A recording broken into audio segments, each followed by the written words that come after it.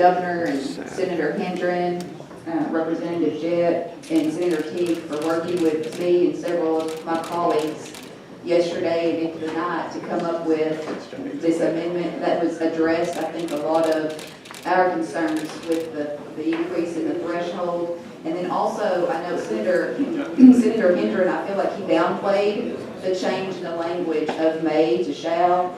I feel that changing that language makes sure that the principle of that trust fund is essentially held intact from a budget year to budget year. So that was my concern, almost like an endowment. I didn't want to spend the principal, and then when that money was gone, then you start saying, what do we do now? So the fact that it has to be by statute replenished in future years, I just want to thank them for working with us on that last night. And also to address Representative Gates' question on the veto. The line item veto, in my understanding, can only be used on an appropriation bill, and the governor has assured me that he has no intention of vetoing this bill in its entirety. And then one more comment to Senator King's amendment.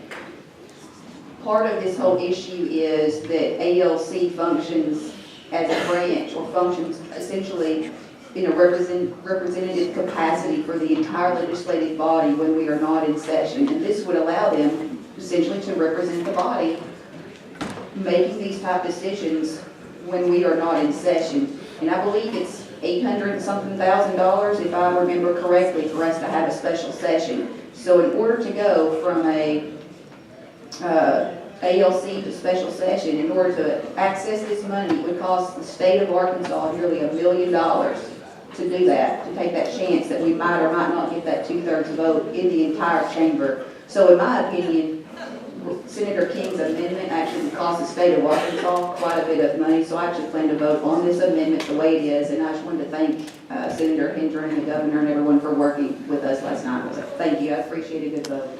Thank you, Representative. Last one to speak is we'll go back to Senator Hutchinson. You're recognized.